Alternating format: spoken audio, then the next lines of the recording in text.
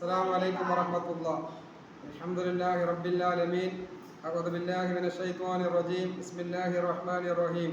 والتين والزيتون وطور سينين وهذا البلد الأمين لقد خلقنا الإنسان في أحسن تقويم.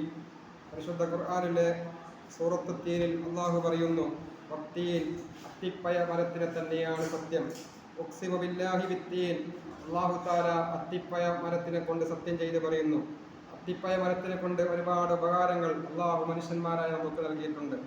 മനുഷ്യന്മാർക്കുണ്ടാകുന്ന കഫക്കെട്ട്, അതുപോലെ മൂലക്കുരു സംബന്ധമായ രോഗങ്ങൾക്കൊക്കെയും കിഡ്നി സംബന്ധമായ രോഗങ്ങൾക്കൊക്കെയും അല്ലാഹു അത്തിപ്പയത്തിൽ മരുന്ന് നൽകിയിട്ടുണ്ട് എന്ന് വത്തീനി വസ്സൈത്തൂൻ എന്ന സൂറത്തിന്റെ തഫ്സീറിൽ മഹാന്മാരായ പണ്ഡിത നേതാക്കന്മാരെ വിശദീകരിക്കുന്നതായി കാണാൻ കഴിയും. മനുഷ്യന്മാർ അനുഭവിക്കുന്ന ഒട്ടുമിക്ക ആന്തരിക രോഗങ്ങൾക്കും അത്തിപ്പയത്തിൽ അല്ലാഹു ഒരുപാട് അനുഗ്രഹങ്ങളും ശിഫയും നൽകിയിട്ടുണ്ട്.